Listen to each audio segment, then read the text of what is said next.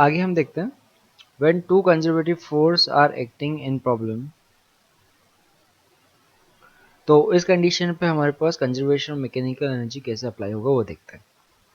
One end of light spring of natural length is d and spring constant is k is fixed on rigid ball and the other is attached to a smooth ring of mass m which can slide without friction, ना without friction बोला है यानी non conservative for zero on vertical road fixed at distance d from ball. तो ये जो spring है उसकी natural length d है और ये जो रोड है वर्टिकल रोड वो वॉल से d डिस्टेंस पर ही अटैच्ड है। Initially the spring makes angle 37 with horizontal. When system is released from rest, find speed of ring when it become horizontal. Spring become horizontal. तो देखिए ये diagram जो है वो हमें क्वेश्चन में गिवन है, ठीक है। ये स्टार्टिंग कंडीशन है, एक स्प्रिंग का एक एंड जो है वो यहाँ पे अटैच्ड है, दूसरा एंड इस रिंग से अटैच्ड है, रिंग के लिए इनर्शियल वेलोसिटी 0 है। तो ये तो है इस स्प्रिंग के लिए इनर्शियल स्टेट, ठीक है। अब हमें बोला है कि जब ये रिंग हॉरिजॉन्टल प्लेन में आ जाएगी, यहाँ आ जाएगी, तो उस कंडीशन पे जो रिंग की वेलोसिटी है वो क्या होगी वो हमें फाइंड करना है। तो देखिए यहाँ पे नॉन कंजर्वेटिव फोर्सेस 0 हैं, तो यहाँ पर इनर्शियल स्टेट और फाइनल स्टेट में हम एनर्जी कंजर्वेशन अप्लाई कर सकते हैं। यहाँ पे अब एक बात देखिए कि यहाँ पर एक तो ग्रेविटी भी है, अगर रिंग का मास अगर m है तो यहाँ पर ग्रेविटेशन पोटेंशियल एनर्जी भी इंक्लूड होगी और यहाँ पर स्प्रिंग की जो पोटेंशियल एनर्जी वो भी इंक्रीज होगी, ठीक है। तो हम स्टेटमेंट लिखेंगे inertial kinetic energy plus inertial potential energy यानी inertial gravitation potential energy, inertial elastic potential energy या स्प्रिंग की potential energy is equal to final kinetic energy plus final gravitation potential energy plus final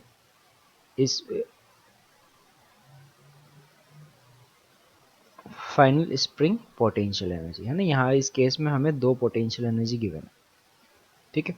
तो हम इस level पे मान लेते हैं, इस लेवल पे पोटेंशियल एनर्जी 0 है, ग्रेविटेशन पोटेंशियल एनर्जी 0 है। तो यहाँ पर इनर्शियल ग्रेविटेशन एनर्जी जो है वो यहाँ पर ये हाइट अगर h है तो ये होगी mgh, ठीक है। अच्छा एक और चीज, हमें स्प्रिंग की जो पोटेंशियल एनर्जी है ना, देखिए यहाँ पे एक एक करके अगर फाइंड करें तो इनर्शियल काइनेटिक एनर्जी 0, ठीक है। इनर्शियल ग्रेविटेशन पोटेंशियल एनर्जी अभी हमने देखा वो mgh हो जाएगा। इनर्शियल स्प्रिंग एनर्जी जो है वो हमें फाइंड करनी होगी, वो होगी 1/2 k x स्क्वायर। तो देखिए स्प्रिंग का एक्सटेंशन कितना है, स्प्रिंग की अभी जो लेंथ है ये लेंथ है l और नेचुरल लेंथ जो है वो d है, यानी स्प्रिंग का एक्सटेंशन जो होगा वो होगा l माइनस d। तो ये है इसकी inertial potential energy. Final spring जो रिंग है उसकी काइनेटिक एनर्जी हाफ mv² जो हमें फाइंड करनी है स्पीड फाइंड करनी है। फाइनल ग्रेविटेशन पोटेंशियल एनर्जी 0 और फाइनल कंडीशन पे अगर हम स्प्रिंग फोर्स देखेंगे तो वो अपनी नेचुरल लेंथ में यानी उसका एक्सटेंशन 0 यानी फाइनल पोटेंशियल एनर्जी हमें 0 मिलेगी। तो अब इसको हम स्टेटमेंट के अंदर रख देते हैं। तो देखिए 0 plus mgh plus half k l minus d whole square is equal to half mv² plus 0 plus 0, ठीक है। तो ये हमारे पास रिलेशन आ गया, ठीक है। तो हमें रिलेशन मिला mgh plus half k l minus d whole square is equal to half mv²।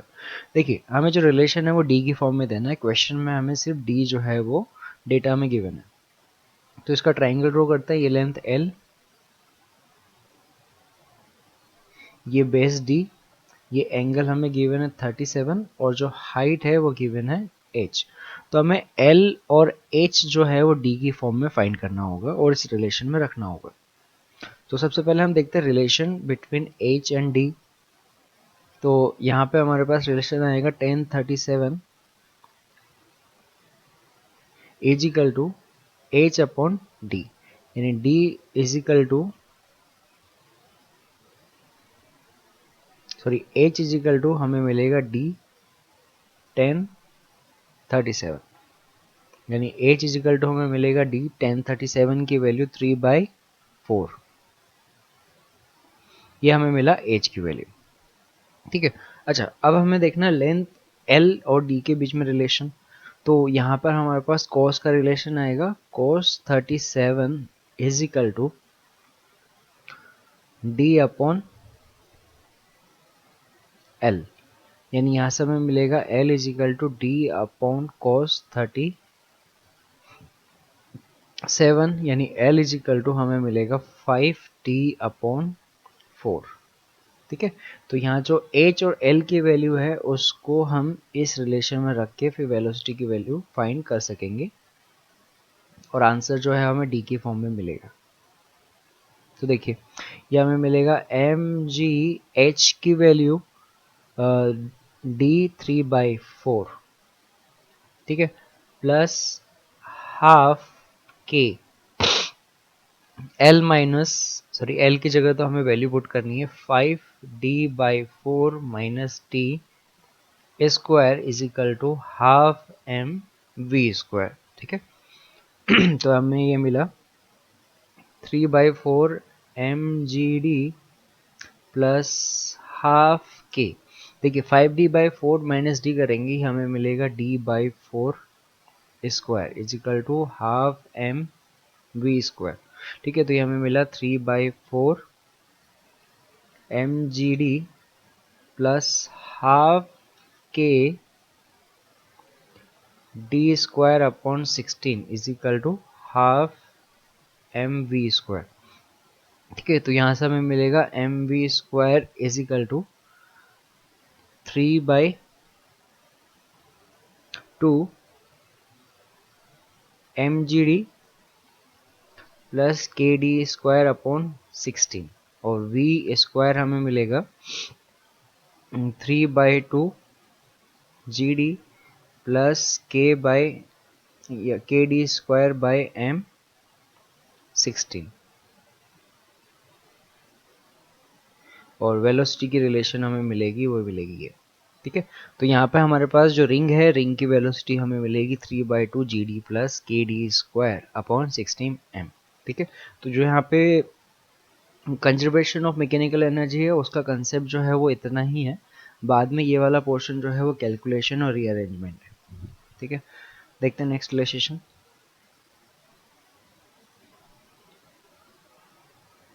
देखिए a body of mass 1 kg fall freely from height 100 meter on a platform of mass 3 kg which is mounted on spring having spring constant k 1.25 into 10 power 6. The body sticks to platform and spring's maximum compression is found to be x. g की value 10 दी हुई है, तो हमें पूछा है x की value जो है वो कितनी होगी, तो हमें अप्रोक्सीमेट वैल्यू जो है वो x की फाइंड करनी होगी। तो देखिए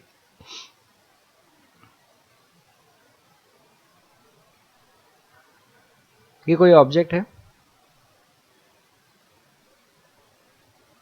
और इसका मास जो है m इज इक्वल टू हमें 1 kg गिवन है। ये कोई प्लेटफॉर्म है स्प्रिंग का,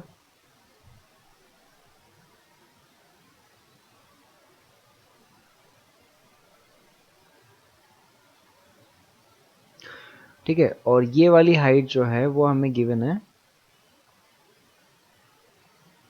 100 मीटर। ठीक है, और इसके लिए स्प्रिंग कांस्टेंट जो है हमें गिवन है, और स्प्रिंग कांस्टेंट हमें के गिवन है 1.25 into 10 power 6 newton per metre.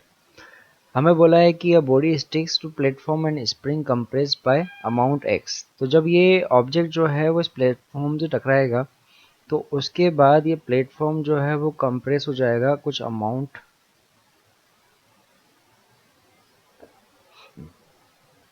X से। ठीक है, तो ये है हमारे पास ऑब्जेक्ट की इनर्शियल पोजीशन और ये है इसकी फाइनल पोजीशन। ठीक है, तो यहाँ पे कोई भी फ्रिक्शन और कोई एनर्जी लॉस नहीं है, तो हम यहाँ पे कंजर्वेशन ऑफ मैकेनिकल एनर्जी लगा सकते हैं। यहाँ पर स्टार्टिंग की इसकी जो काइनेटिक एनर्जी है वो 0 होगी, क्योंकि ऑब्जेक्ट जो है स्टार्टिंग में रेस्ट पर है। अगर हम इस वाली स्टेट को पोटेंशियल एनर्जी 0 लेवल मानते हैं, तो यहाँ से लेके यहाँ तक की जो टोटल हाइट है वो होगी 100 प्लस एक्स, यानी जो इनर्शियल पोटेंशियल एनर्जी होगी वो होगी mg 100 प्लस एक्स मीटर। ठीक है, और जो फाइनल काइनेटिक एनर्जी है, एक मिनट, यहाँ पर हमारे पास जो पोटेंशियल एनर्जी है ये तो सिर्फ ग्रेविटेशन वाली यूज़ किया हमने, है ना। यहाँ पर ग्रेविटेशन पोटेंशियल एनर्जी 0 होगी और यहाँ पे हमारे पास स्प्रिंग की पोटेंशियल एनर्जी जो है वो इंक्लूड होगी, वो होगी 1/2 kx²।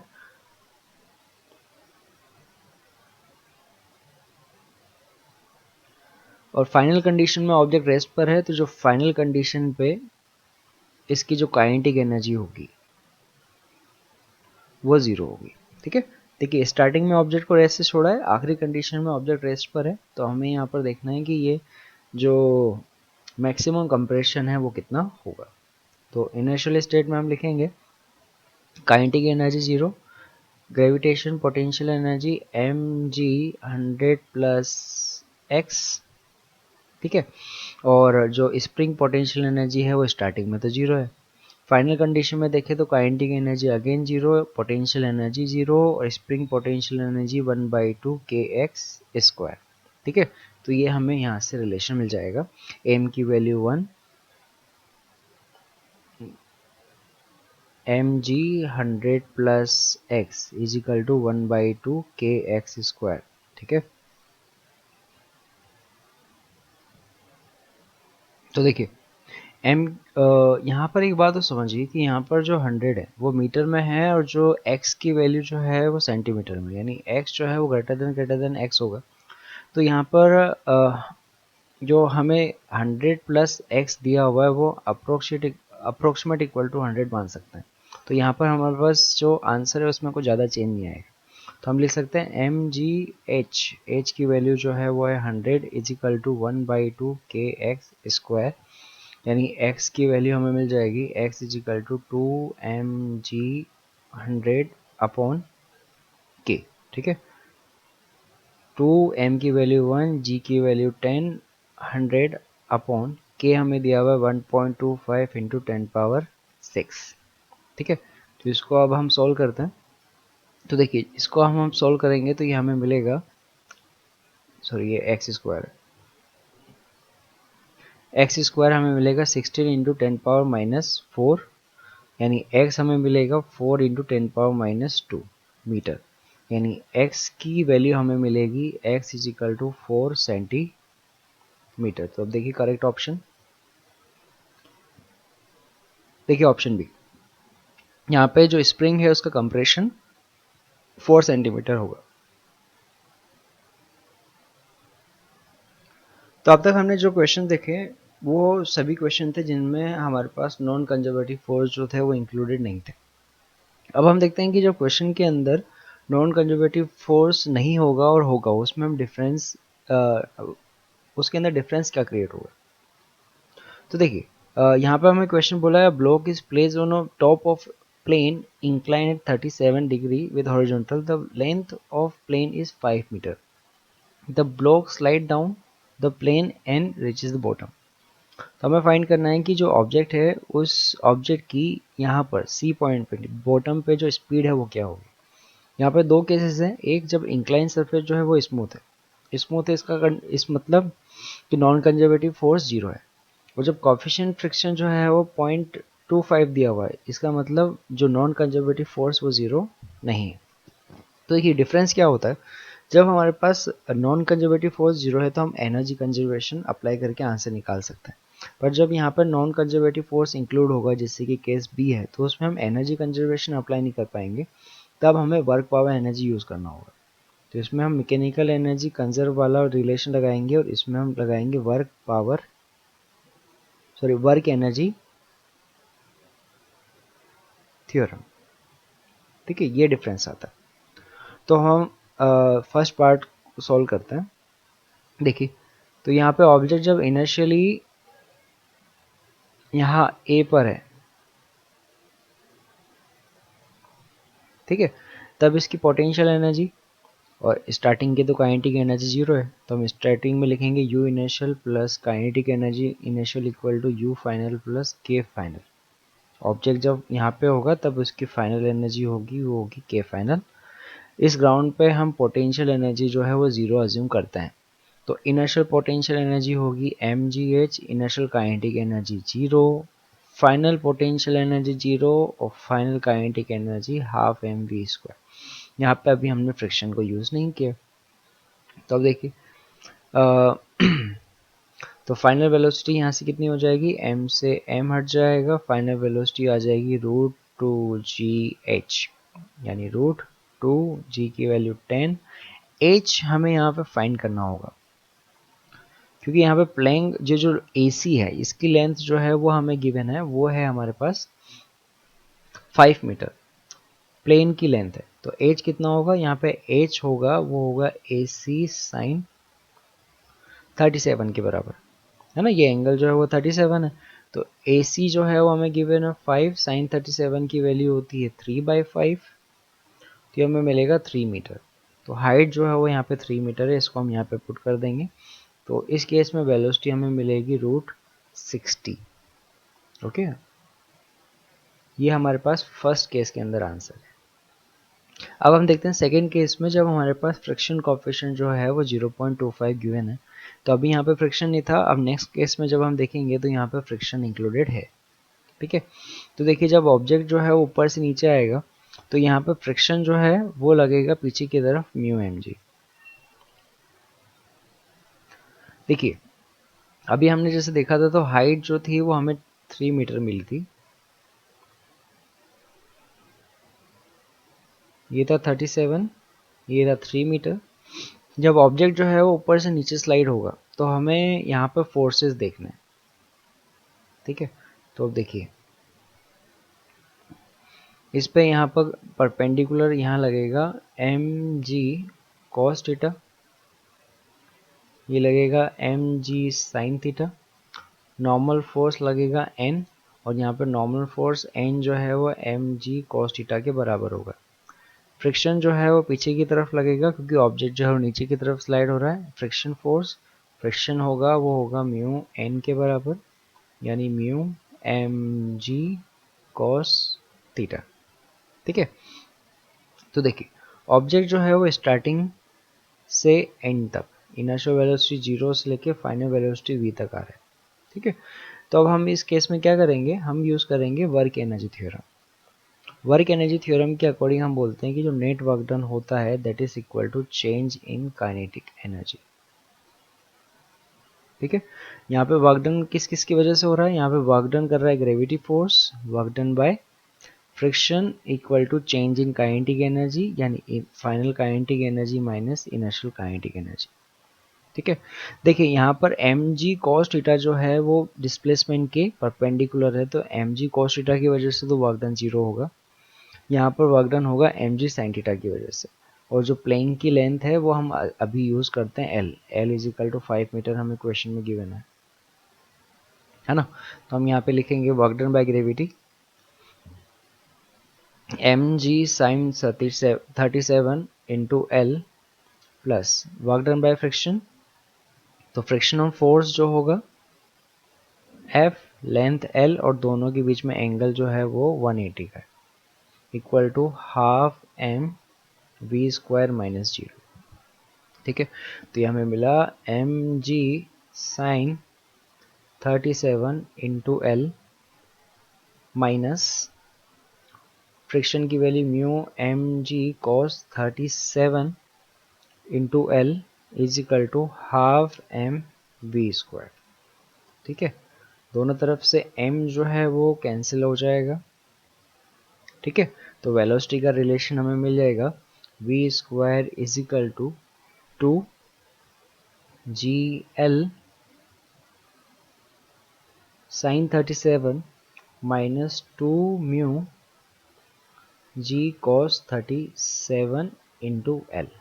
ठीक है, तो अब जो वैल्यूज है इसमें हम यहाँ पे पुट कर देते हैं 2, जी की वैल्यू जो है वो है 10, लेंथ हमें 5 गिवन है और साइन 37 की वैल्यू होती है 3/5 माइनस 2। म्यू जो है वो हमें 0.25 दिया हुआ था, जिसको हम लिख सकते हैं 1/4 इंटू जी की वैल्यू 10, साइन 37 होता है 4/5 इंटू लेंथ हमें गिवन है 5। ठीक है,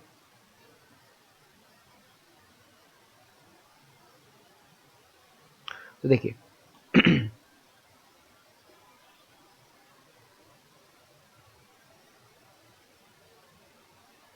तो ये 5 से ये 5 हट जाएगा, तो हमें यहाँ पे मिलेगा V square is equal to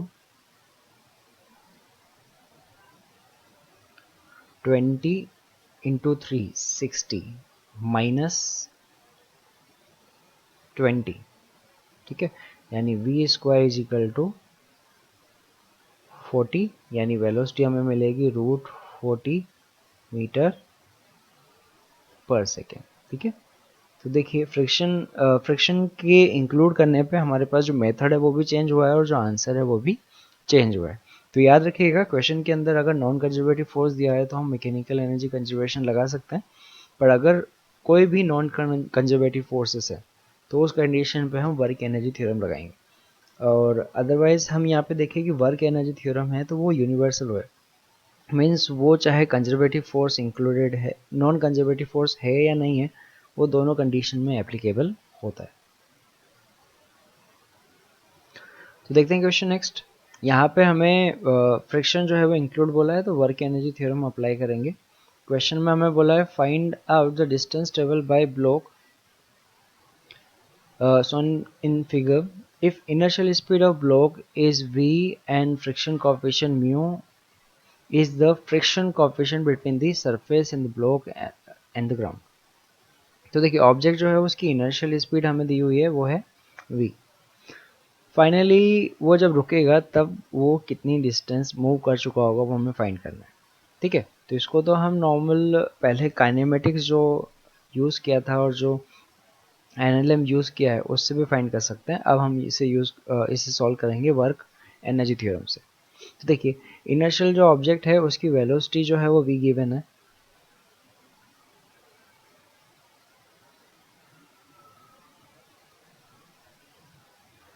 inertial velocity v, और ये रफ सरफेस पे मूव कर रहा है, फाइनली एक डिस्टेंस पे जाकर रुक रहा है। तो हम अज्यूम करते हैं यहाँ से लेके यहाँ तक की लेंथ जो है वो l है और इसकी जो फाइनल वेलोसिटी है वो 0 है। ठीक है, तो अब एक बात देखिए कि यहाँ पर अगर हम वर्क एनर्जी थ्योरम यूज करते हैं, delta work net is equal to change in kinetic energy. ठीक है, तो यहाँ पे वर्क डन कौन कर रहा है? यहाँ पे वर्क डन कर रहा है work done by friction, only friction है जो यहाँ पे वर्क डन कर रहा है, equal to change in kinetic energy यानी के फाइनल माइनस के इनर्शियल। ठीक है, तो अब देखिए यहाँ पे फ्रिक्शन जो है वो कितना होगा पहले वो फाइंड कर लेते हैं, फिर हम उसकी वजह से वर्क डन फाइंड करेंगे। तो यहाँ पे काइनेटिक फ्रिक्शन होगा यहाँ पर mg नीचे की तरफ, ऊपर की तरफ नॉर्मल फोर्स n है, तो जो काइनेटिक फ्रिक्शन लगेगा F के वो होगा म्यू n के बराबर, यानी म्यू mg। ये है उस ऑब्जेक्ट पे फ्रिक्शन। ठीक है, देखिए जो डिस्प्लेसमेंट है यहाँ से यहाँ तक का डिस्प्लेसमेंट जो है वो फॉरवर्ड डायरेक्शन में है और जो फोर्स है वो बैकवर्ड डायरेक्शन में है। तो दोनों के बीच में एंगल 180 होगा।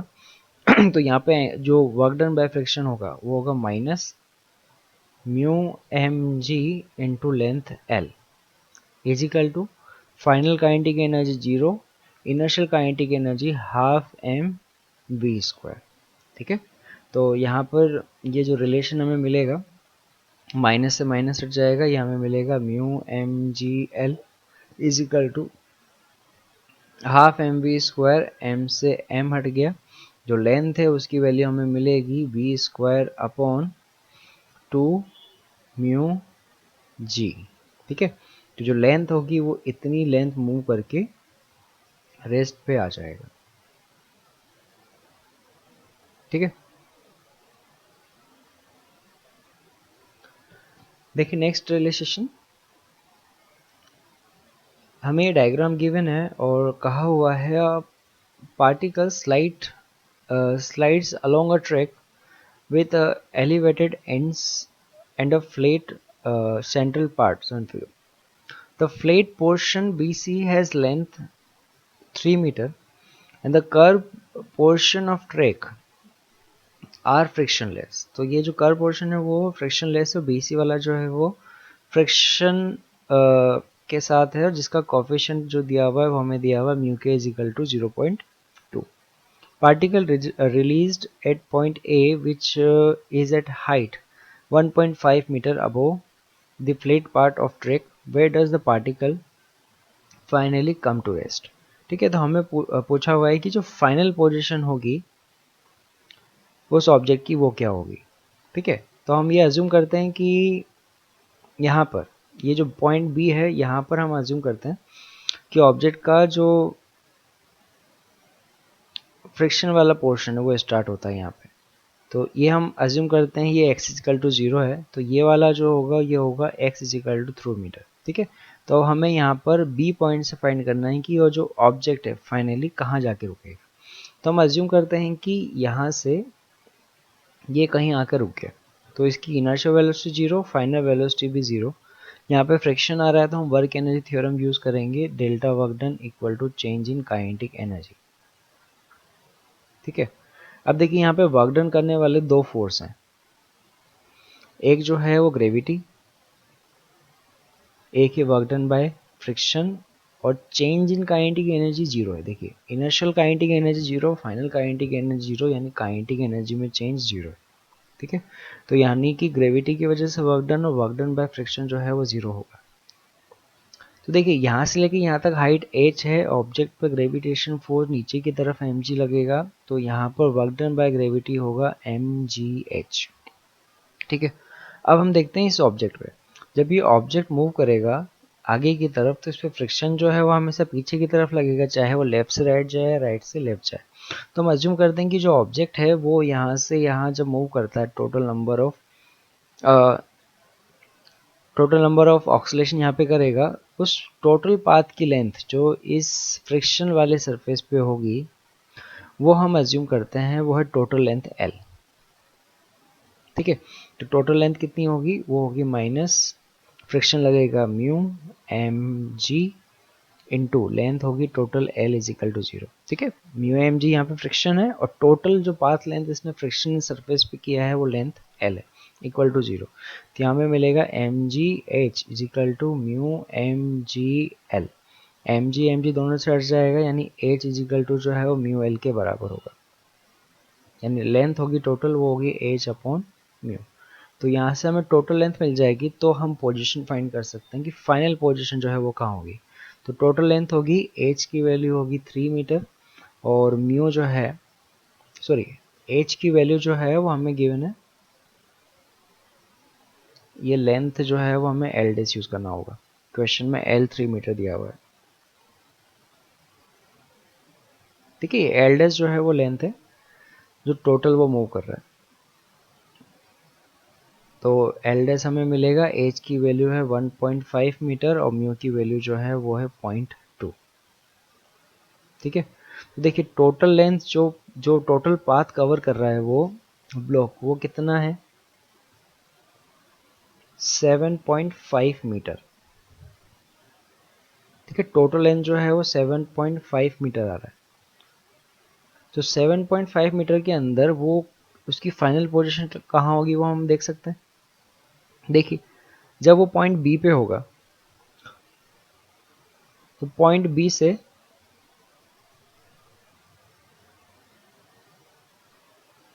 ये पॉइंट बी पे होगा, यहाँ पर हम बोल रहे हैं x इज इक्वल टू 0, तो वो यहाँ से यहाँ तक पॉइंट सी तक आएगा, तब तक जो डिस्टेंस वो कवर कर चुका होगा वो होगा 3 मीटर। फिर जब वो सी से वापस बी की तरफ जाएगा तो अगेन वो टोटल डिस्टेंस कवर कर चुका होगा वो होगा 6 मीटर।